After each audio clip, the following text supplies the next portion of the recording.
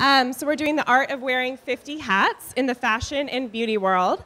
My name's Allie. I'm the owner of Be Social. And as an entrepreneur, I definitely know that you wear a lot of hats when you're growing and scaling your business, from marketing to finance to operations to taking out the trash.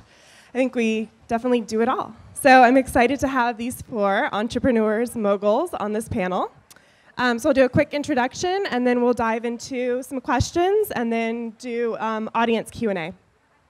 So we have Amber Farr. She is the founder and designer of Flynn Skye, one of my favorite labels. We have Vanessa Simmons, fashion entrepreneur, mentor, and major girl boss.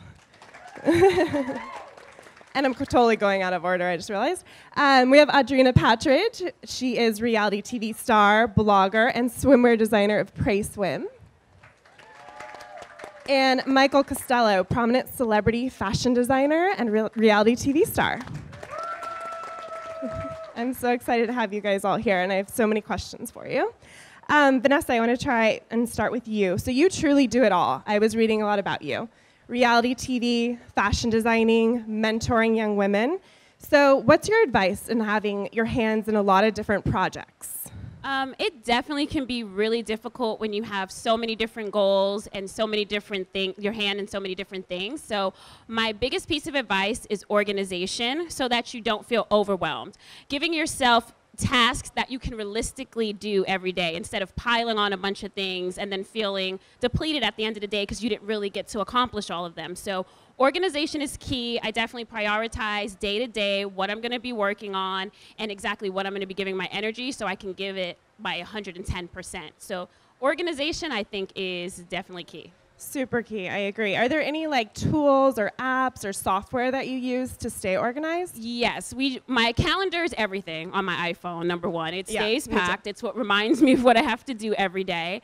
And then we just started working together with an app within my fashion team with Candace. We do something called Slack, where it basically outlines everything everyone on the team needs to do. We can communicate within the app. We can keep our scheduling, all of our documents, so everything is there, neat and organized, so that we can always go check. And there's a ton of other apps that are very similar to that, and I definitely recommend it, especially if you're going to be working in group settings and need to set out different tasks and goals that need to be accomplished throughout the company. So definitely recommend those apps. Okay, Slack. I've heard about that. I feel like every entrepreneur is you have to have Slack. Have you guys heard about that? No? Heard about it, but I use GChat in our business, but Slack is an organized chat. So I don't know. I've heard it's amazing. It's amazing. So do you have a big team now? I know you started Bad Butterfly. Do you want to speak a little bit about that and the team you're growing? Yes, Bad Butterfly. I started with Candace Cuoco, who is also a Project Run alum, and she's right over there in the corner filming me.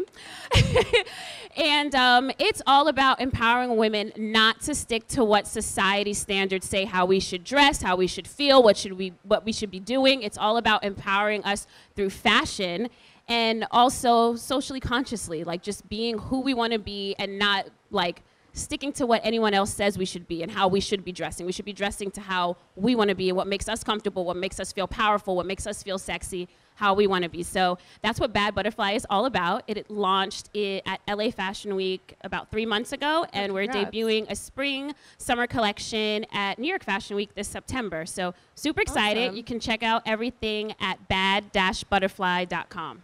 Cool, very cool. Amber, that kind of goes into what, why you built your fashion line, empowering women. I was reading a lot about, all of that. So I'd love for you to speak on that. And I think there's a lot of, women in this crowd who would love to have their own fashion line. Any advice for, girls who want to be their own boss or dreaming of their own boss within fashion? I mean, you're killing it. For me, You you just have to have a passion for it. It's just not an easy business. Right. And have fun. For me, it's been, every day my focus is more on solutions because every day there's problems. Mm-hmm. It's when you think you've had everything figured out, another bomb will drop. It's almost funny. So you have to have humor about it or you're just going to suffer. Right, exactly. I mean, and your brand is really built on, women having self-confidence. Yeah. as an entrepreneur, you have to be confident in things that you have no idea about. You know, I pretend like I know accounting and I really can barely count. So how do you have confidence in being an entrepreneur and all the things that you kind of be put on your plate? That's a good question. To be honest, what I focus on is trying to make people feel good. So if I were to focus on for me, it's about other people. So my drive is when I see people wearing it, or people come up and they say they've, feel beautiful, my clothes.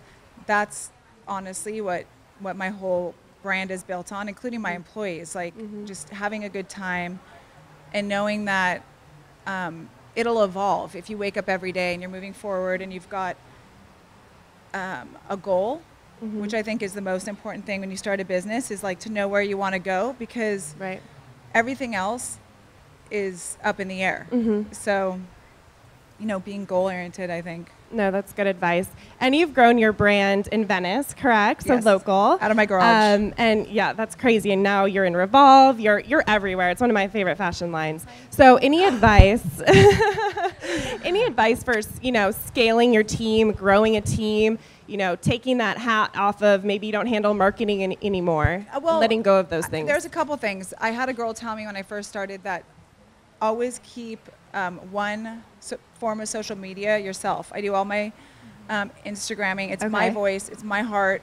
I get slaughtered sometimes by people not liking my hands or what I'm saying. But like you have to just know that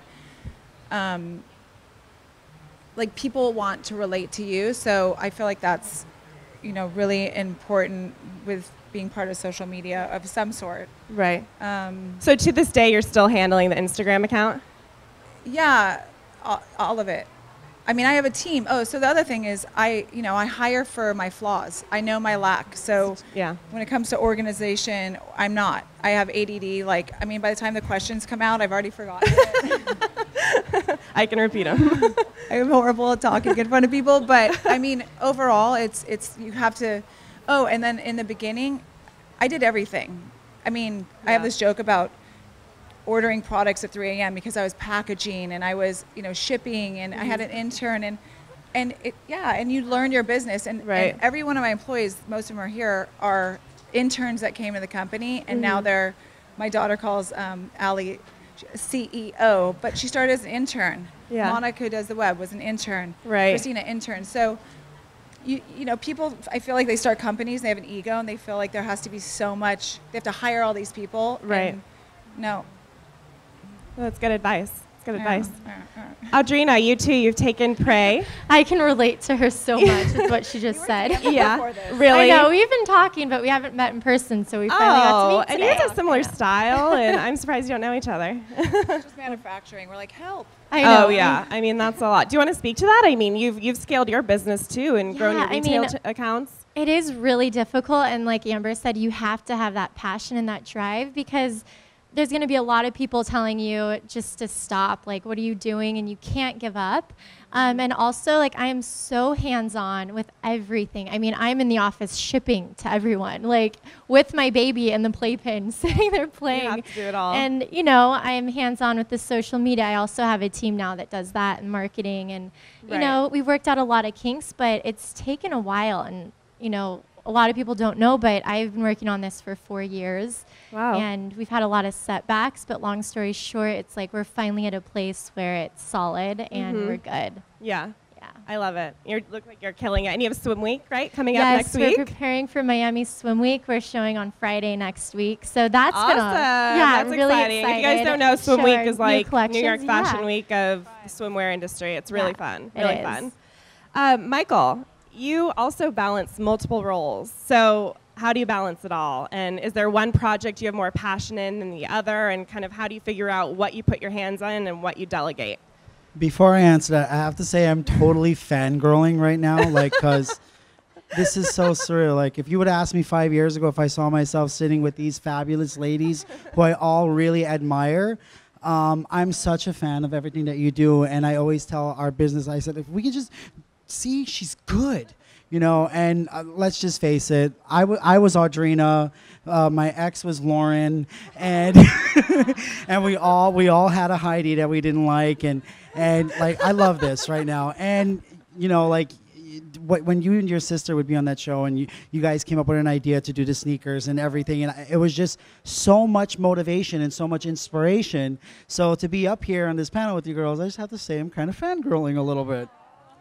But back to your question. So in fashion, you know, we all have to wear multiple hats, and we all have to do so many different things. Like earlier you said, you know, whether it's taking out the trash or shipping, it is part of a passion. And when you're so driven and so passionate about what you do, and when you can't wait to wake up in the morning and say, I cannot wait to go to work, then that means you're in the right field and you're doing what you love.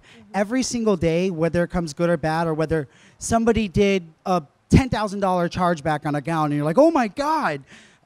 Even it's the little things, the problem solving, the organization, as you said, is key in your business. I can tell you to this day, I have a staff of 37 people and we're still not organized. We live at the Container Store and we can't get it together as much as we try. But, you know, I love what I do. I love, you know, making women happy and having them come in and trying something on. And I have an excellent team who works endless hours, and you know, we're all sleep deprived, but at the end of the day, when we see the vision come together, the client happy, or the dress looks perfect throughout multiple fittings, it's what we love. It's what we love to do. Very cool. And, you know, I'm sure there's a lot of people here in the audience who have a passion and kind of want to take that leap and turn it into a business. So when do you know it's time to take your passion or hobby and turn it into a business? And when was that for all of you guys? You sometimes never know. When are you ever ready? Right. You know, you're never ready. You just always have to take the chance and just go with your gut and feel it. Because if you're constantly just waiting for some magical opportunity or the right person just to wear your dress, it's not going to happen like that. I did Project Runway season 8 and then came back for the All-Stars. And then actually, Vanessa and I did a show together called Threads. And that was also on Lifetime. But if you depend on just those little opportunities to take you places, it's not really going to happen like that. You have to wake up every day with the same determination and drive and fuel yourself to do bigger things, and never stop and never just settle for an A-list celebrity wearing your dress. Right. You have to wake up every morning and say, today I'm going to make this day count, and tomorrow it's going to be even better, and so on. Yeah, good answer. Amber, you too. I mean, when was it, you know, you're in your garage designing to, let's turn this into a business, let's start our website, let's do this? I have a different story. I had a store, and it did really well, and then it disappeared. And I was at Coinstar with my kids, so that's the part of my story I always want to share with people is, and I'm like a golden retriever. I didn't even know it was that shitty until I got through it. I was like, I look back now, I'm like, whoa, this is crazy, but it was really necessity because I didn't go to school. I was a tomboy. I never played with Barbies. So Planet Blue had asked me to come on board and design a private label when my company shut down, and I was like, okay. And I did fake it. So I think it's important to know that whatever you do, just have movement, because a lot of people they get held up on the, you know, there's a lot of fear behind starting something and the questions, and it's like, start, go get think of a name, get a website, go get your business license, make little moves every day, and don't think about the bigger picture. I think I spent $9,000. I took a loan from my mom. I spent $9,000 on my first collection, and I have a problem with giving things, and it really served me because I gave it and people started a fire. And so that's how the brand grew, is this kind of cool support system. But I never, well, and then another thing, I'm also very competitive, and I when I started, I thought, I want to do these numbers, and I knew what my goals were, and I believe in manifestation because that's your brain knowing where to go. So the numbers that I said, I mean, my girls know, I hit them every year, and I said I want to double from the beginning, and that, knowing that, it gives you direction to know like where you want to go. But anyway, yeah, so my story is a little different, but it's awesome. Yeah, very cool. Audrina, what about you? When was like the passion for bikinis, like, let's make this into a business? When did that happen for you, and what was the process? I mean, I've always been in a bikini since I was little. We were always at the beach or the pool or something. And then on the hills, I was labeled as the bikini queen all the time because I was always at the beach or something. It just kind of was a natural transition. And I was always searching for that bikini that I felt expressed who I was and that fit me perfect, and I could never quite find it. So I decided, you know what, instead of endorsing someone else's brand, I'm gonna give it a shot and do it myself. Like, I love swim, I know it fits, I know I have so many girlfriends with so much advice and opinions. And also all of our my fans and our customers, I take all their feedback in with our new designs and what they want to fit. Because swimsuits are it's a new ball game. It's so difficult and competitive. It's challenging, competitive, but it's so much fun. And I've honestly have learned so much about what goes into making a bikini that nobody has any idea about. It's challenging, but it's rewarding. Like, whenever you get to see people in your bikini and they love it, it's the best feeling. I think I read in an interview you said you really had, you had your hands in every part of the process. Like, looking back, were there parts where, okay, maybe I wish I would have delegated that? Yes. Like, looking back, I think with our launch, I would have done things differently. I wouldn't have came out with so many styles all at one time, and we had so much inventory and everything, because we didn't really know what everybody wanted. And now we're stuck with all this extra inventory and these new collections coming in, and I'm like, oh my God, what do we do? But what do you do in that? You discount, or you do more marketing? There's discounts, there's pop-up shows, or trunk shows, there's guilt group, there's different there's a lot of apps also that will take extra inventory. But also, like, just kind of restyling it. And I wanted to create pieces that are kind of classic and that won't really go out of style, so you can always kind of wear it whenever. So whose decision was that to do that inventory number, and was that something you wish you had delegated elsewhere? Yes. So we all make those, in the beginning, we had, in the very beginning, it was hard because I was meeting with so many different people, they had different advice and guidance, and I didn't really know who to trust. So it took those 2 years to kind of weed get the right people on board, and now we're in a good place. But I'm not gonna lie, it was really challenging for a couple of years, and I even talked to Jillian from For Love and Lemons, and she's like, if you can make it through the first year, just try. You can do it. Like, everyone struggles. So again, it's about being passionate and having that drive. And I dream about bikinis now. That's my life. Those are fun dreams. Vanessa, what about you? Is there something, looking back with Bad Butterfly or your other projects, that you took on your plate, but maybe you wish you had delegated to someone else? You know what? I want to go back to what Michael was saying about waiting for the perfect opportunity. There's never going to be a perfect opportunity when you're starting a business. It's up to you to make the perfect moment and to go for it. And sometimes that doesn't take, some people will be like, oh, I'm going to quit my day job and go straight into the business. Sometimes you do need to slow down, slow the process up, map out exactly what your vision is, what you're trying to accomplish, and then go towards it slowly, while keeping your job, so you're not stressing yourself out and worried about money and monetization, so that you can grow at a healthy rate and at a rate that you're comfortable with, and that your vision is being implemented in the best way. So I'd say that with growing a business, it's definitely important and key just to really be very passionate about what you're doing and what you're trying to sell, not just doing it because, having a business is the thing to do, but because you're really passionate about it. And for sure, just really pushing yourself and not giving up, because you're going to get a bunch of people that are going to tell you, you shouldn't be pursuing that, or, that's not very easy. People love to throw their fears onto you. That's not easy, but it's not going to be easy, but it'll be worth it. And the way to get towards your goals is to take little baby steps every single day, and, not worry about people validating you. And they'll jump on board eventually. Once you get things going and the train starts going, then they'll see the vision. But it's up to you to really push your vision and to really, get things going. Yeah, I definitely agree. Making the moment. I think that's true. As an entrepreneur, you have your idea, and people do want to throw their negativity at you. I don't know what that's about. But, how do you move through that, and how do you, be confident in your ideas and your passion and all of that Like, how did you do that with?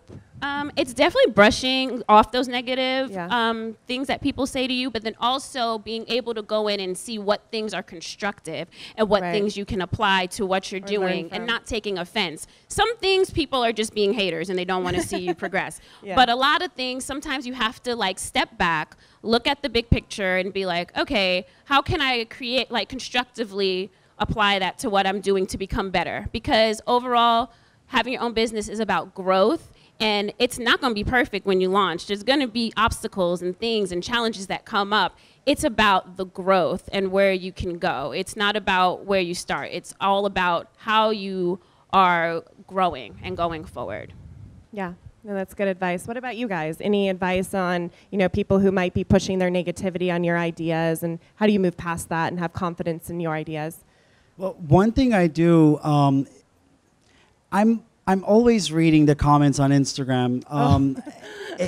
Even though like we have a large following, we get thousands of comments, which is pretty cool. But Yeah. at night, I really sit there and I'll go through everyone. I'll be like, what? Really? Wow. Okay. You know what? I'm not going to block you. I'm going to let you see all the success and then keep hating. But no, I read through everything. And, it's always, it's 50-50. Some girls are like, oh, I would never wear that. And then the other girl is like, oh, my God, I want two of them, Yeah, right, So you got to right. kind of know, like, how to deal with that and how to take it in. Yeah. And I wish I could say I just overlook it, but I really don't. I read everything. And when we're working on a piece, I ask every single person in the workroom, what do they think about that piece? Even though I know I love it and I'm going to go with it anyway, I just Right. want to hear other people's constructive criticism on it, whether if it's a spaghetti strap or too many flowers or this cutout is too long or the back is too low. I Right. still don't, I still go with it because I want it to be my decision and I want the final answer. But I love other people's input because Right. it's just more research on what you can do to be more accommodating. Right. Does that make sense? Yeah, it's interesting. I mean, it's smart to kind of take that advice and run with it. Audrina, I'm sure you get lots of comments too. I mean, it all started from the hills. Yeah. I think that really helped thicken up my skin with negative Right. comments and people judging and picking apart. Yeah. But with that was just who I was in general. But with the swim line, it's different, because it is constructive criticism, and you do Right. want that feedback. And some people are just haters, and you just don't really care about that. You have to keep positive, and as hard as it is sometimes, to focus on the positive, just Right. kind of keep your mind there. Do people comment on the Pray Swim account and say, I wish I had this or I wish I had that, and the swimwear? And do Yeah. you take that advice? And We do. Okay. They do comment on Yeah. what they would like or different colorways or, Right. oh, you guys should do this. But we also get a lot of emails from customers and fans and everyone Yeah. giving us ideas. So it's kind of That's cool. cool. So it's to bringing that to life and making everyone happy. And, again, it's like, I want all the girls that wear the bikinis to feel confident and sexy and comfortable. you Right, know. right. Amber, what about you? I mean, you have a good, Instagram following too. I'm sure you get lots of comments and things like that. Yeah, Do you take that advice you get a and lot of run with it? everything. Yeah. Sometimes I'm like, really? Well, first of all, I think anyone that designs is their own worst critic. My staff Right. laughs because whenever I do collection, I'm like, I love it. And then I'm like, I'm the worst person ever. No one's going to buy it. And then I'll see it like at the fitting on a model and it's like all put together. Right. And yeah, and then I'm like, this is amazing. What happened? But yeah, I mean, for someone that's a people pleaser and the brand is built behind pleasing people, it's never been a vision of what I want to wear. It's what I think you guys might want to wear. Yeah. But yeah, it's very hurtful when I get negative comments. I try and just give love back because I feel like it's people wanting to connect, and they feel like if they're going to do that, then you know, Right. they'll get a response. Right. But ultimately, as a designer, you have to stay true to yourself. I mean, if Right. the consumer's not buying it, maybe you need to switch your day job. But ultimately, it's like people don't know. Like, for instance, this whole delivery that I'm supposed to do right now, every one of my fabrics didn't show up. Oh my So gosh. this whole spring collection, my staff and I are running around LA trying to find fabrics for a collection that's due in 2 weeks. Wow. And so it's just, someone could be like, that print sucks. And I'm like, it's all I could get. There's Yeah. so much that goes behind production that is nothing you could ever imagine Right. on the surface. So I don't know. I think just do the best you can. Wow. That's it. That's hard. I mean, all of you as entrepreneurs have probably had kind of like a letdown moment like that, whether it's your fabric didn't come. Do you want to speak to what those moments were for you? We're actually going through something like that right now. And Swim Week is in like a week. We're showing. And our factory can't deliver like 7 of our pieces for resort. So we're going to have to cut that in half. And also one of the prints that came back that we already bought fabric came back. The color's wrong. And it's, again, we're just going to have to roll with it, and you just move hopefully on. people will like it. Yeah. And I think that's, something everyone should know in having a business is it's not always perfect and things go wrong. And, that's part of wearing different hats. You have to find a solution, and whether it's shipping, it's fabric, it's marketing, it's PR, things do go wrong. Michael, what about you? Was there anything that... Yeah, there's something I want to touch on. Like I know a lot of you are familiar with the Michael Costello brand. It's one of the brands that caters to a lot of high-end celebrities, which is really cool. Thank you, Jesus. But it's not the perfect company. We have our ups and we have our downs, and we have crazy deadlines. Like if we get a call, for instance, from J-Lo's people, Rob and Marielle, if we get a call from them, they don't give us a week, 2 weeks, 3 weeks. And while we're trying to fix Shop Costello, little plug, right? While we're trying to fix Shop Costello or stuff for the e-commerce site, and we're trying to work on a collection, we get this call from Rob and Marielle, and they give us 2 days to come up with this magical piece for J-Lo with small budget and no fitting.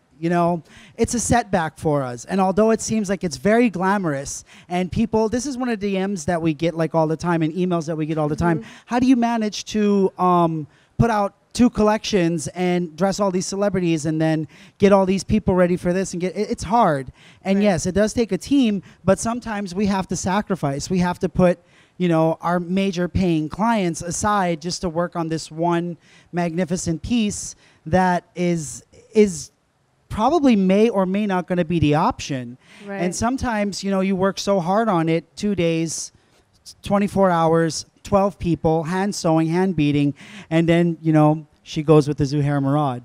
At our office, we're like, oh my God, we work so hard. Yeah. But we can't ever let that knock us down because we've also got so many other opportunities that uplifts the company, and we have to work right again. There's never a time for us to actually have a real celebration, really. Right. Like if we got a major cover or if we got a major iconic moment, we can't celebrate it because we're still working on the next thing that we have to do while producing collections. But again, I don't believe that there's one thing that's perfect about any company. Every company has its flaws, and every company has a great business plan. I think when you're going into business and when you're starting a business, it's important to have people who are in the same goal oriented as you. They have to have that passion that you have, and they have to know what's the overall picture. So I think if you're working on trying to start your own brand, or trying to become a fashion designer, a stylist, a wardrobe stylist, a beauty blogger, whatever it is, it's important that you do your research. And whether if it's a company that has, 500 followers or 5 million followers, it's important to know what they did to get there and ask questions, guys. Questions are so important, and that's what one of these events is like today. This event is here for you guys to ask questions on what you can do to further your business or further your passion and further your dreams. We're here with some really good experts. Yeah, no, I agree. I did read, it took you, I think it was 14 hours to create just the hemline of Beyonce's Grammy dress. Is that correct? Yes. So what do you... That was day and night. Yeah, that's crazy. No sleep. That's a long time. So 3 years ago, Beyonce contacted us to do her Grammy dress for the 2014 Grammys. I was working really close with her stylist, and then we had multiple fittings on getting the dress right, and we had 10 people sewing day and night, sewing on petals and sequins for hours just to get that dress perfect. And this was her ultimate comeback because she went down to a size 2-4 doing the 22-day vegan diet, and her body was smoking hot. So she wanted to look sexy, Ty Hunter said. But, that was a wonderful moment for us and our brand. That dress is now featured in the Grammy Museum, and everyone can see it. Yeah, it's Very great. cool. I actually walked Michelle Obama through the Grammy Museum when she came Wow. to do something for Save the Music Foundation. It was really great. Very She got cool. to see the dress. We took it out of the glass. Proud moment. But yeah, so just hard work, determination, and believing in yourself is really good. We all have our highs and lows. Some days we feel like we can't go on. Some days we wake up feeling like we're a badass. I wake up every day dealing with both until I get to my office and I have to take out the trash. Yeah. Going back to those 14 hours, I think everyone that owns a business, obviously you have your day-to-day task, you try to task manage, but there's things that pop up. It's like, this has to get done now. So how do you manage that through the day? Are there different tools that you said Slack is something that you use?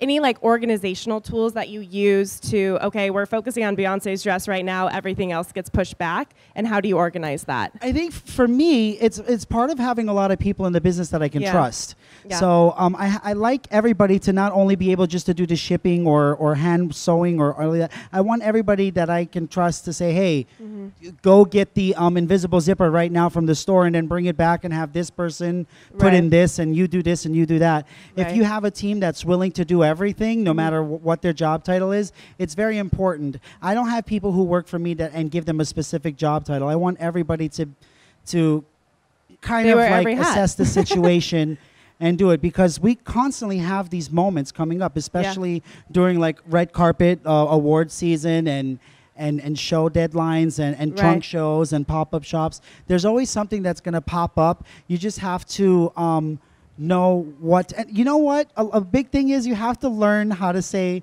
no sometimes Yeah, too. that is That's so hard to learn. You can't Yeah. always dress every celebrity for the opening of Burger King, or the opening of this happening over here. Right. You can't just dress everybody. You have to Yeah. know sometimes when it's the right time and when to say no, because you have to work on other things that are important. No, that's a good one. Vanessa, what about you? Is it hard to say no? And do you feel like that's a good advice? It's definitely hard to say no, but it's important to know where you have to spread your time and your Right. energy. You can't be everywhere all at once. So you definitely need a good team behind you, people that genuinely support you. And it's important to know when to say no and when to reserve your energy and put it into something else. And I just wanted to go back a little bit into challenges and to let you guys know that if challenges are coming up, that you should be encouraged. It means that you have a business that is rolling. Once you get more successful, more challenges come up. And I think it's all about how you tackle what comes up, not running from it, not, running away from the problem, but actually tackling it head on and figuring it out and dissolving the problem right away. That's the best, I feel, solution. And that's what separates a successful business from a not successful business.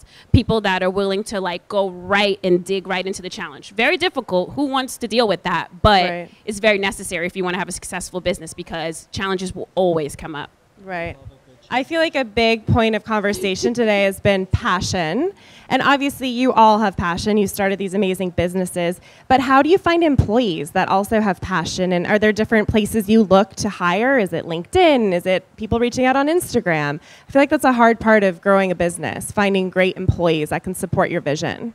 Any advice? Over time, you will take so many meetings, finding the people that are perfect to work with you and the people that believe in your vision. I think that's the most important, is bringing on people who share like mine and share the same type of passion for what you're pursuing. I think that's the most important when looking for team members, and they can come through all different forms. Interns are usually the best because they come in and they grow with you, they believe in what you're doing, and they grow with you. And I mean, you can find people anywhere. It's about going out, networking. Definitely networking is important. It's easy to get caught up in our own world and our business, and not go out and network, which is really important. That's where you can find good team members. So I'd say that there's definitely a plethora of people that can come on and help. It's just actually going out, actually conducting interviews and finding the right people to put on your team. Yeah. Referrals too. Referrals. I think for us, we have a PR team who helps us with placements and all of that, and they get mad at me when I post on Instagram looking for this and this person and that. You'd be surprised who DMs you and who sends you messages and who emails you all these references. But social media is a great way to find good people, but we have rules at our showroom too, because a lot of people think that just because they got the job that they could come in and take selfies or do snaps or do this. Oh my God, I'm at the showroom and I see Megan Trainor's dress being worked on. You know, we have rules that says no pictures, no photos, no social media when you're working. Take your job seriously. And we get a lot of interns, but I've learned during the past year, the people who stayed on our team, we found out that they all came from like personal referrals. Wow. So it's always good to try personal referrals. What do you think? I mean, we do the same thing. It's all referrals. Like, and our Praise Swim team is pretty small, but everyone they're all friends or have worked in the industry, whether it was with swim or just different brands. And it's really about referrals and connections and just finding the right person that clicks. And you guys have the same vibe. You're both passionate about the line and growing with the brand, making it long term, not just in and out. Right. And the interns, I mean, all these new interns from FITM have so much new knowledge. Yeah. Like all the millennials are amazing because I don't really get that yet. Yeah. And they do. So they're bringing a whole new Perspective. like everything to the plate. It's amazing. Very cool. My whole staff is here on their own accord. For me, it's been a total different thing because I'm probably more antisocial than everyone. But everyone, like I said, the girl that runs my company, Webb, Christina, Monica, every girl that's here was an intern. And, you know, we have a lot of interns come through. And so, again, at different experiences, I've seen a lot of people that come entitled. They don't want to take out the trash. Yeah. It's 5 o'clock, they're out the door. And the girls Totally. that you know, on their last day, bring you a cactus and a card and ask to throw out the trash, and or who come to the company, and not one of them had a background in what they do. Monica had zero web background, and I just took her in like a little puppy, and now she runs everything. And all my girls had no background. One was a bar manager, and she is now runs my life. Yeah. So for me, I am an underdog. Like, I love the opportunity for them, and I feel like they work harder than I ever would ask them to, and I think maybe you're grateful, and we have fun. But anyway, wait, where's my staff? You guys want to stand up because you're so cute? Get up. You guys are you're fired. But anyway, they're here and they're gonna get fired. Yeah. Come on, show the passion. But anyway, so mine's been different, but I think it's very personality based, because there's girls that go to FITM and I'm like, no offense, but you suck. Right. Because they don't want to work. And they come in heels to work. I'm like, we're in jeans and overalls, and like anyone in this business knows it's the most unglamorous business ever. Right. Like, I'm in factories and anyway, so but referral, I mean, anyway, there's just, you gotta find your people and love them. Yeah, interns are great. Yeah. I think another amazing way to find good people to work with is collaboration. I think right now that is the best thing you can do, is to collaborate. That is the way that I found the most fulfilling fashion job right now in line that I'm creating, is through collaboration. And it's because I admire Candace, I admire what she did, and I was like, can you teach me? Like, I just want to know more about fashion. I want to learn. Right.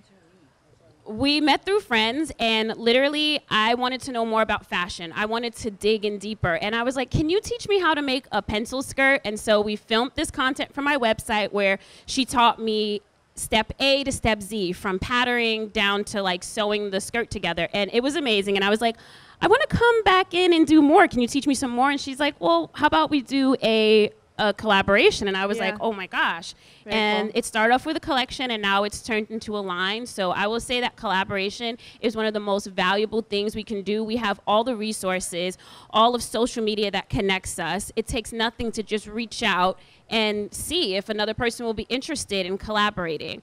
Collaboration, I think, is such a fantastic tool and a way to like bridge us all together rather than making us compete, because we can all help each other in one form or another. So collaboration is definitely key to finding, like, I feel like, excellent team members. That's good advice. Okay, enough of me and my questions. Let's open it up to you guys and your questions. I guess I'm picking. Let's do you right here. Okay, I have two questions. Okay. As far as the interns, what is the best way to go about finding them? And like, are you doing paid internships? Like,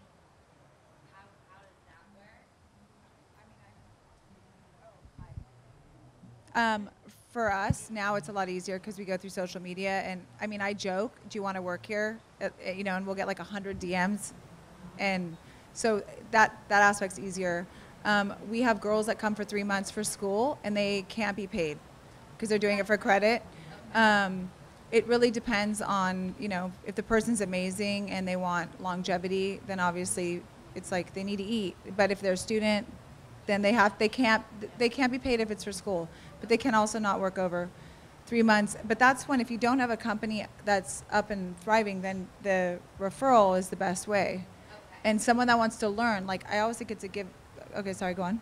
So if it's preschool, unpaid, and not more than 3 months. Yeah, they'll tell you. I mean, there's laws. Yeah. A lot of HR them. laws. And then, Michael, I had a question for you. I know you are opening up a store. Is that going to be your e-com, like your e-commerce clothes, or is that also going to be where you can come in and design like the high-end dresses? It'll be a little bit of both. Whoa, that got really loud. Yeah. Okay. But I want to go back to the interns because I have one of my interns in the audience. That's Betty right there. And then next to her is Alexis, who did a 3-month internship with us, who now became one of the assistants at Michael Costello. So he's now doing a paid internship. And, you know, they both started out as a referral from somebody who's been with us for 3 years. So one of our main sewers and pattern makers and sample makers, Carla, she's not here today because she's working on a wedding dress. So Carla referred Alexis. He was their roommate. And then Betty came along as a referral because they were all friends and they do an excellent job. So again, remember, it's all about referrals and that sort of thing. And interns for us, when we do have interns, we really go through evaluation and we really see what they're doing. We like to take a close look and just see if they have the same drive as we do. And I have to tell you, 9 times out of 10, our interns become full-time employees. But about the Michael Costello store, we did a pop-up shop in Hollywood for 3 months, and we loved it, and it was incredible. And we didn't think the response was going to be that good. So we extended it with our landlord for another 3 months, and it was just great. So we thought, hey, why not do the first Michael Costello brick and mortar store? Let's do it downtown Los Angeles. It's a beautiful up and coming area. We have 1810 is across from us. Bunker is right next to us. Acne Studios is right next to us. There's a few more. There's really good stores right around us. And we're going to open August 1st or maybe August 5th. But it's going to be, is that your birthday? August 1st or 5th? Oh, want to come over for your birthday? Okay, we'll have a little birthday cake. But we're excited about it. Huge space, upstairs and downstairs. We're going to have bridal, ready to wear. You can come in and do, custom. The Michael Costello brand, no matter where it goes, 5 to 10 years from now, we still want to offer that one-on-one experience to where you can still come in, get a custom-made gown, meet me, I'll design it for you. It'll always stay like that. But that's what the store is gonna be. We're gonna cater to everything. The e-commerce is still there, and the e-commerce business for us, is all run by my boyfriend Jesse right there. Don't be embarrassed. He runs everything from our e-commerce site, and he does such an incredible job. And every day, he does things that I don't know how to do. Like I don't know how to use Adobe Illustrator or like do coding. And that's another thing. You have to have somebody, like if you don't know these things and you don't know how to do that, it's important to find the people who do know that and want to help you with them, because websites are hard. E-commerce is so difficult. It's so time consuming. If you think it's easy just to upload one dress and add the caption at the bottom and a direct link to where you can purchase it, I wish it was that easy because I do it all day long. But it's not. It's really hard. Okay, I think we have time for one more question. I don't know where I'm pointing. Yeah, just one of you. We can do a few. Yeah. So my question actually is for, thank you. Hi, Michael. Hi, Amber. Hi, all you guys. But I have 2 questions, actually. One is for Audrey. Do you happen to know the name of the app that you said purchases inventory? There's, Guilt Group. Oh, okay. Or there's, Hot Look. Okay. There's a couple of them. I mean, if you Google it, their apps, they all pop up. Okay. Yeah. And my next question is for emerging designers. I want you guys to think back from the very beginning of time when financial investment was very limited and you had select pieces that you needed to put out there, but you couldn't pay a PR person. What's your advice for emerging designers who want to get their pieces out there and they want to make sure that the pieces actually get worn and shown? I think that's where digital marketing comes in and photo shoots. And that's the great thing about the internet is you control your image and what you want out there.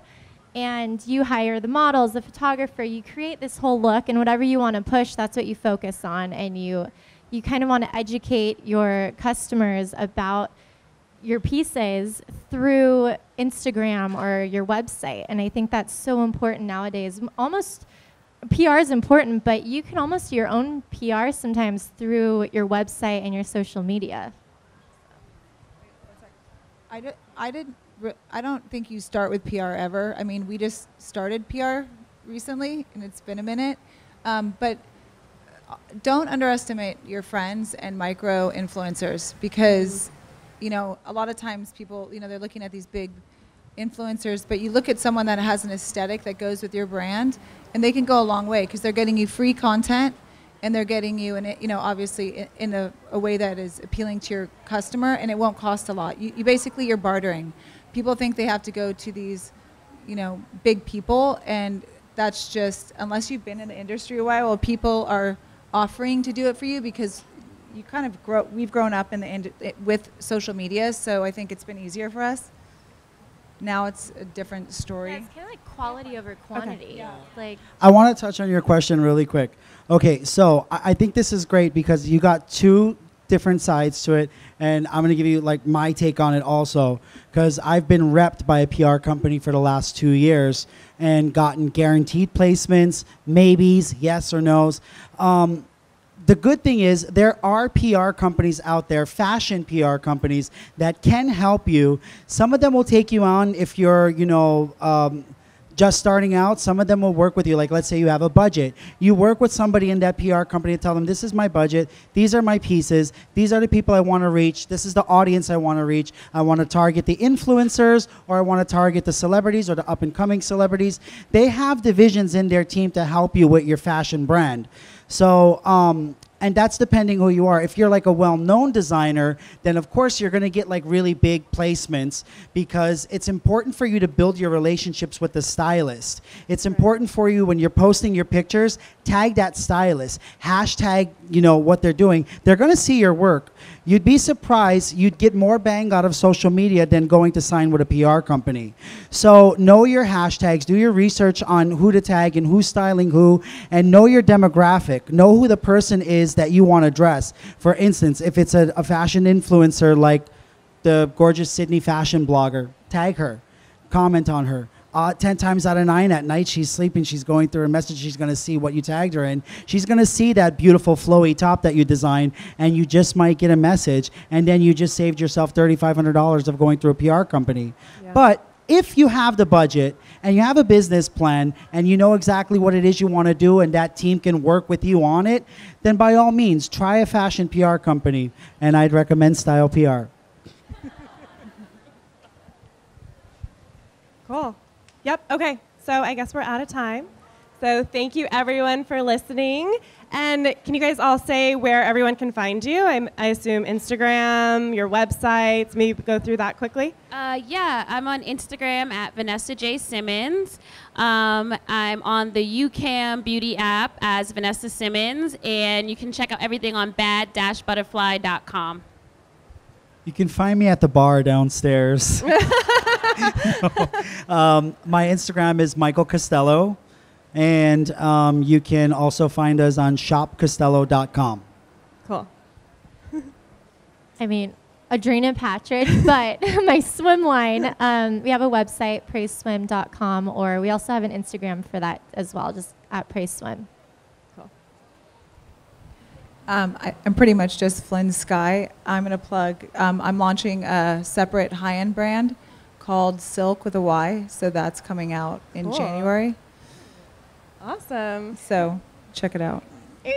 So follow, go to their websites. Thank you guys. That was amazing.